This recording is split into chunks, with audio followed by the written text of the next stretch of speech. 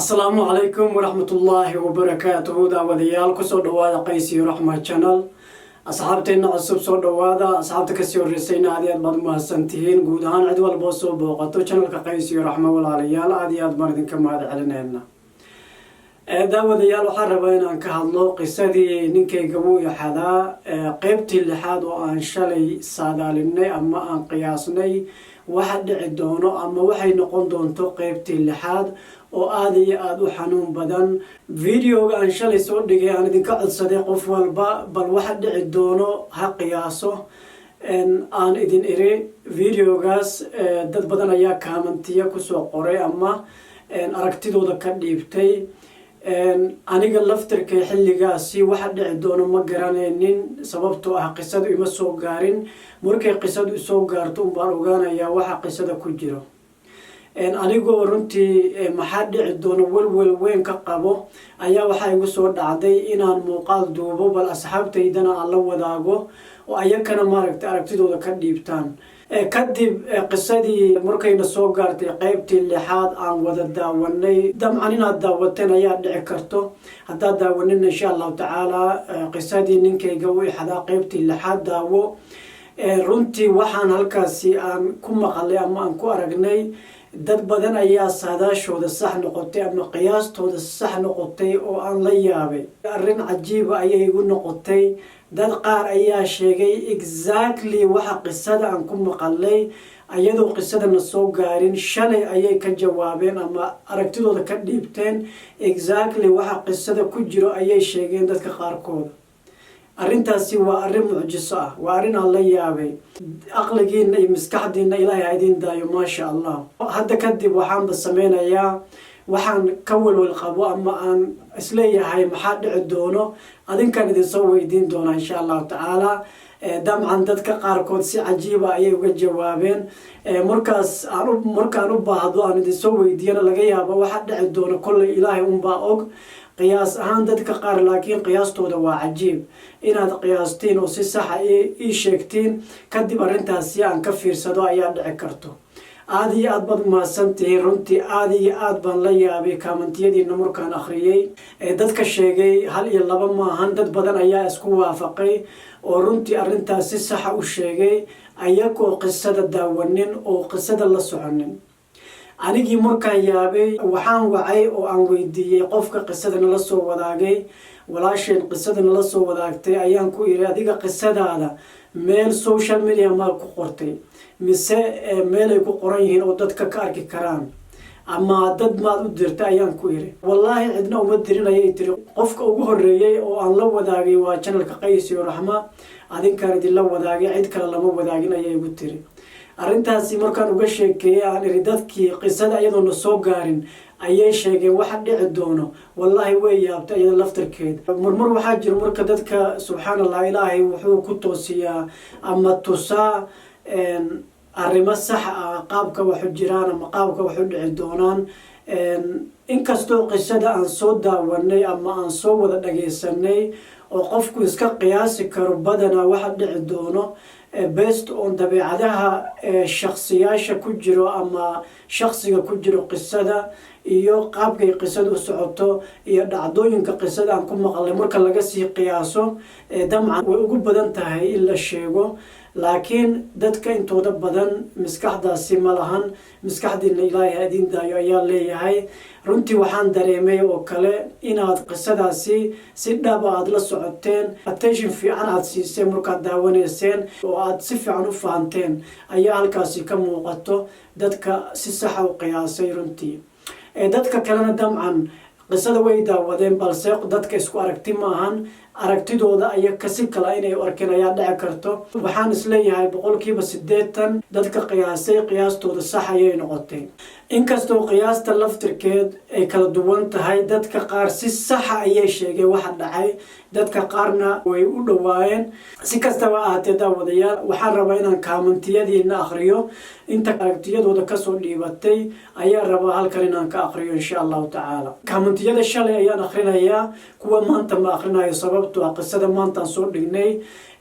qofka maanta qisada daawada ayaa kaaman dhaafi karo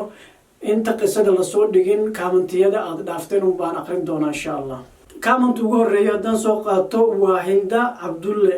Hinda Cabdulle waxay tiri assalaamu calaykum qays walaal anigu fikirkayga ninku daacad ma ahan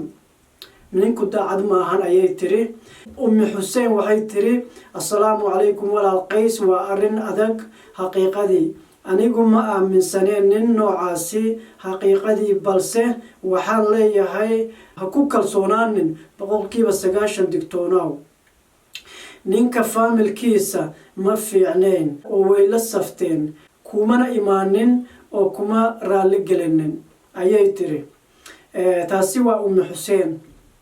Zaynab Abdiraxmaan waxay tiri assalaamu calaykum anigu gabadha waxaan kula talin lahaa ninka haddaad isku noqonaysaan oo Mareykanka joogaysaan ku noqo laakiin heshiiskan iyo go'aanka degdega ah ee Afrika in loo guuro ah iska daa. ani waxaan aaminsanahay inuu ka arsado inuu rabo oo ku dilo marka waxaan dhihi lahaa aad uga fiirso inuu daacad yahay Allah og alla sidii khayr ah ha waafajiyo ayay tiri. taasina waa Zaynab Abdiraxmaan. Saciido Xuseen waxay tiri qofku wuxuu isbedelaa inta ay leeg tahay wanaagiisa iyo aqligiisa. gabadha waxaan leeyahay in sidii la doono ladinka yeelo hataa haddaad 10 caruur u dhashay ninku xumeeyay oo sharaftaada ku ciyaaray ha ku laaban haddii alla kaa furo. taasina waa Saciido Xuseen. Abshiro Xasan waxay tiri anigu gabadha waxaan kula talin lahaa ninkani nin la aamini karo ma ahan Soomaaliya ha u raacin waayo nin Mareykanka kugu dhaqan waaye inuu Soomaaliya kugu dhaqdo uma maleynayo waxaan ku dhihi lahaa iska ilaali. taasina waa Abshiro Xasan. Ikhlas Gacal waxay tiri ani waxay ila tahay inuu rabo Soomaaliya markuu keeno inuu ku dhibaateeyo laakiin uma maleynayo inuu wax ka qaadi karo waayo walaalkeed ayaa joogo meesha iyo Soomaali weyn hadduuna baasaboorka ka xadin. halkaasi u fiirso hadduuna baasaboor ka xadin oo taas ku guumaysanin saas ayaan niyadayda isleeyahay sida hooyadeed macaan u cabsanayso una diiday ani u diidi lahay kama yeeli lahayn laakiin khayr ayaan sugaynaa insha Allah ayay tiri. u fiirso hadalka Ikhlas waxay tiri hadduusan baasaboor ka xadin oo ku guumaysanin. okay Isma Camuud waa hooyo Soomaaliyeed waxay tiri assalaamu calaykum habo qays iyo raxma waa idin salaamay aniga waxay ila tahay inuu shirqool u wado ilmahana ka qaadan doono oo ayadana halkaas intuu garaaco ku tuuro. waa nin ciil qabo waxaan isweydiiyaa muxuu reerkeeda ula xiriiri waayay sheekada kuma jirto inuu reerka la xiriiray waxaad moodaa in ayada kaliya u dhuumanayay marka sheekadu waa cabsi weyn. aad baan uga xumahay arrinta gabadhaas ku dhacday mahadsanidin ayay tiri. hooyadaas u fiirso hadalkeeda. Isma Xamuud waxay tiri halkaas markuu ilmaha ka qaadan doono ayadana si xun u garaaci doono. waa hadal cajiib ah. qisada intaan soo dhigin ayay ka hadashay hooyadaasi. Batuulo Mursal waxay tiri ninkan horta markay guursanaysay oo wuxuu ahaa nin shaqaysta wax dambi ah oo ay ka gashay nalooma sheegin aan ahayn inuu gogosha dhinaceeda dhibka ka qabay. markaas shaydaan baa qaaday oo waxaan weligeed la arkin ku sameeyay ilmihiisina inkiray. waxa cabsi leh qofku inuu xanuunsan yahay mar wuxuu isku dayay inuu baxsado waa tii xayiraada la saaray. waxaa suurtagal ah in uu isleeyahay mar aan ka tago meesha ay kaaga awood badan tahay oo dowladda caawinayso hadduu Afrika geeyo inuu haddana ku qanciyo halkan aan degno inuu ku qanciyo. ninkan sharciga sharciga adag ayuu ka baxsanayaa ma xumeyn rabin gabadha sharcigu macnaha sharcigu ka cararayaa gabadha uu jecel yahay macnaha inuu xumeeyo ma rabin waaye saado xasan waxay tiri assalaamu calaykum walaal qaaliga ah qays iyo raxma walaal horta allaha baa garanaya wuxuu magan yahay balse waxay ila tahay inuu qiyaanayo gabadhaas wayna ku tala xun tahay inay ku laabato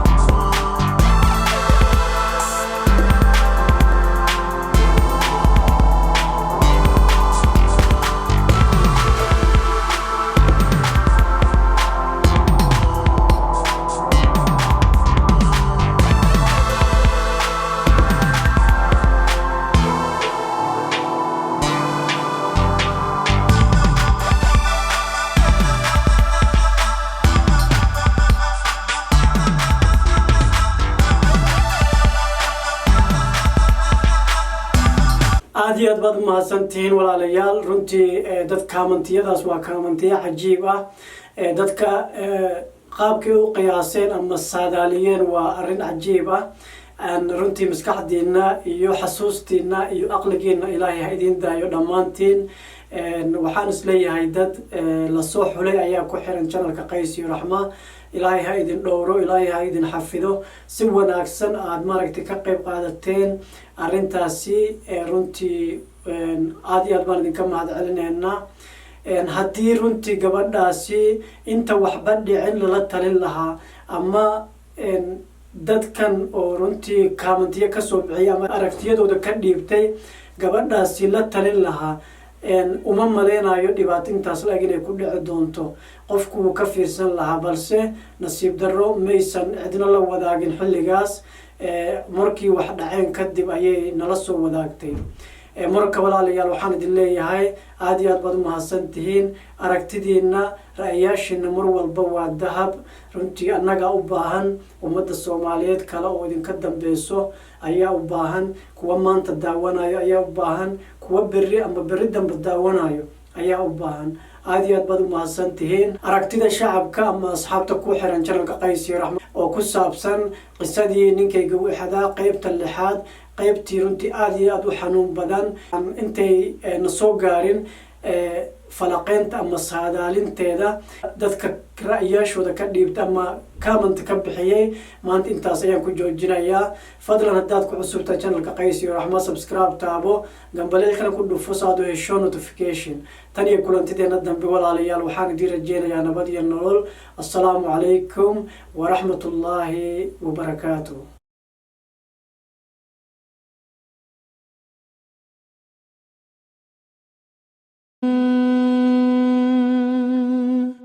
السلام عليكم